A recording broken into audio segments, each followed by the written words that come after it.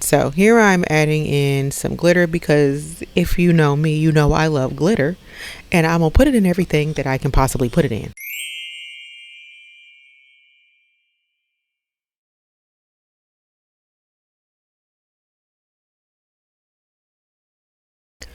Welcome back, friends, or if you're new here, hey. This here little happy corner of these here internets is where I play in my hair, mix up one of my magical concoctions, or on occasion go rogue on a recipe in the kitchen. So today we are mixing up magical concoctions by way of playing or getting creative with some resin. I used to do this under a different business name and decided to move all of my resin stuffs over here. I do have a couple earrings listed, but this is just me practicing and getting back in touch with that which, not that I've lost, but gotten very rusty in. So I'm gonna start off by pouring part B in first instead of part A because the manufacturer says that's the best way to pour it, which I have agreed.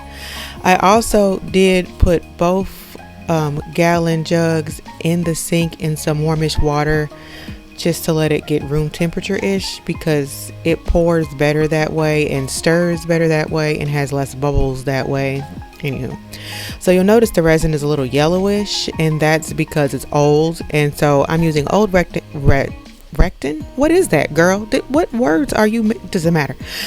Resin to practice with until I feel like I'm up to snuff, if you will, and can start using the newer resin to make actual stuff I intend to put on the side. Anywho, so that was just me stirring it until it was completely combined together, a homogeneous mixture, if you will. I don't see any streaks or anything that looks like it's still separated.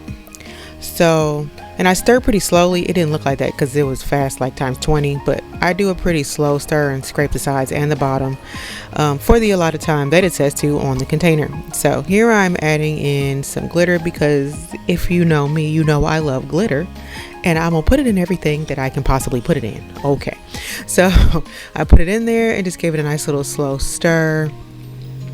And then I'm just going to pour the glittered resin into the molds that I have here, which is just a couple of coasters and the coaster holder, and then some pieces that are going to be earrings maybe, and a feather trinket tray. So sometimes I use a little stick there to help me get the resin into the molds better. The tiny molds actually create the biggest headache, if you will, because there will be bubbles in spots that sometimes I can't get out, and the bubbles create holes. So here I'm using alcohol inks. I decided I wanted to go with just kind of a black and white look. Pretty sure that's what I do. And so I'm just taking the black and sprinkling a liberal amount into each mold. And I'm doing a technique that I learned from a different maker. Don't give me the line about his name. I don't ever remember anybody's name. Anywho, so anyway, the technique is you put whatever colors of alcohol ink you want into the resin initially, and then you follow it up with your sinker white, but you mix it with a tiny bit of resin that you left over in your container, which I did off camera so you won't see me mix that, but there it is. So I'm just taking that little bit and then my trusty popsicle stick, and I'm just spreading it around just to kind of make sure I have decent coverage on top of the black that I put in there, and it just makes for kind of a different effect than just going in and just taking the white straight from the bottle and dumping it on there, you know, with a dropper. I use a dropper because I usually have a large container of white and small containers of every other color, because you're going to use more white than other colors when using alcohol inks if you're doing it, you know, the method where you use the white for the sinker color.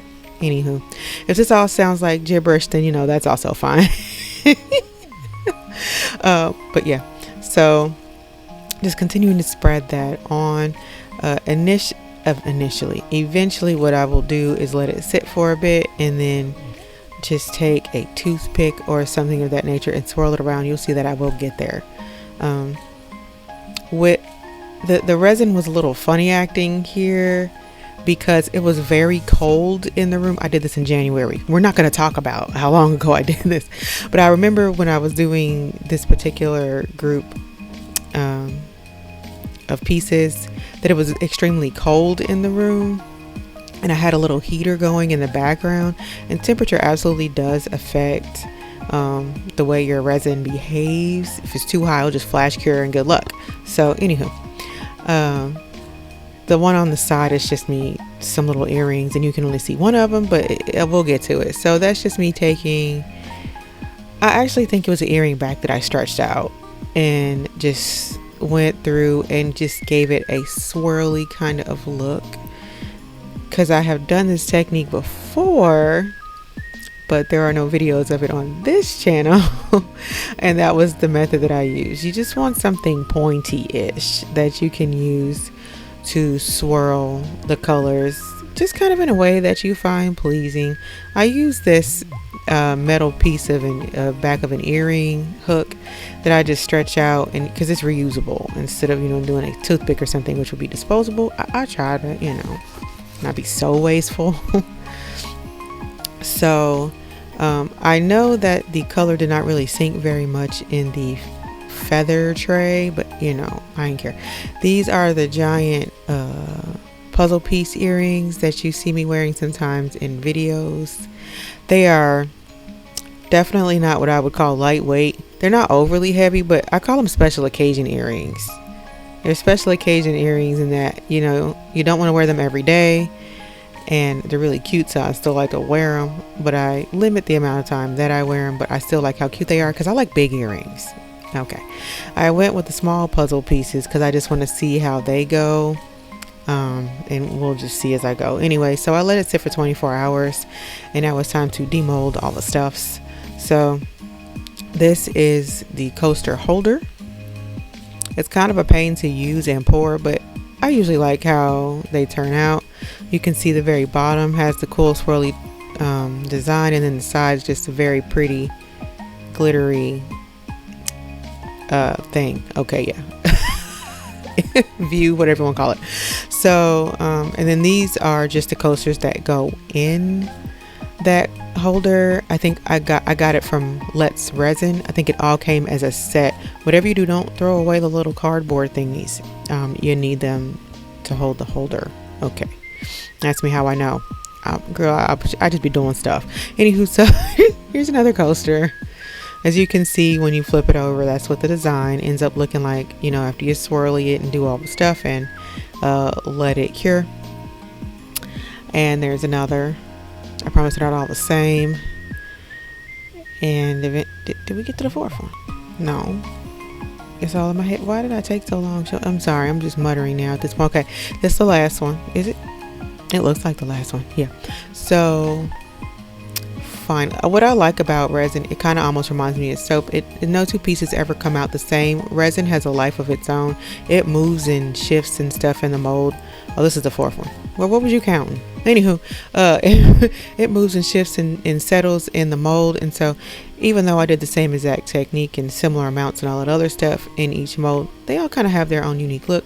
It kind of reminds me of soap in that way. We just can't wash with it. But yeah, that's kind of what I like about it. It's always going to be a surprise whenever you demold a piece. I like that. Okay, so anywho, now I'm going to fight this tray out of this mold. It sort of bends a tiny bit when you pull it out, but it goes back. And so I think it turned out pretty with all the sparkle and the pop-up design down the middle of it. I'm just a fan of this anyway. I just think the feathery look is pretty. And you can do all kinds of fantastical things with it, which I have in the past and will continue to do. Okay, moving along. These earrings, the puzzle piece earrings, the giant puzzle piece earrings. I think they were actually meant to be a necklace pendant. You see me getting the scissors out because there was some parts where I kind of over poured. And I usually just take scissors and cut those parts out. As long as they're still a bit malleable, it works fine. If it's really hard, then it doesn't. You might want to take a file to that and see if you can file it down. But I don't want to do that, and also don't know where my file is, so I don't. Okay, so it's me being honest. Anyway, so these turned out really pretty. I really appreciate. What am I appreciating it? How it turned out, I guess. Anyway, The small puzzle pieces gave me a bit more of a fits because it was really hard to get the resin into the mold. I'm showing you where it's imperfect and where there was a bubble, and so now I can't really use that because the hole where I would put the hardware is open because of where the bubble was. See, I can stick my finger in there. That's not good. Okay, so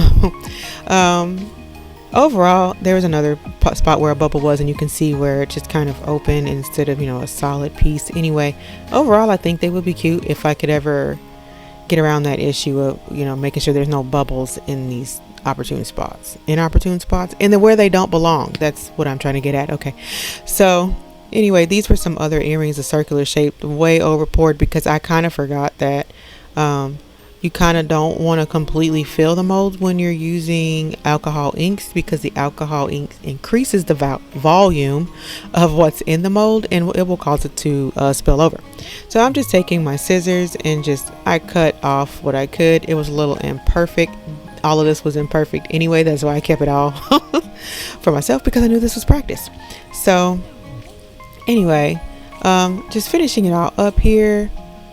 I really did like the way everything turned out. This was a good practice run. I will show a video of me putting hardware in the jewelry pieces just so you can see how I do that. This is a nice little final look of everything. I will be doing more of the practice videos. So I hope you liked this video, friends. I definitely enjoyed doing it, and there will be more, and eventually I will be putting more variety on the site of resin pieces as I practice. And yeah, so there's that. Anyway, if you enjoy the special brand of sorcery that I bring to my little happy corner of the internet, can I get any words out today? Go ahead and subscribe and like this video, friends. I hope you have a magical day. I will see you in the next one. Bye bye.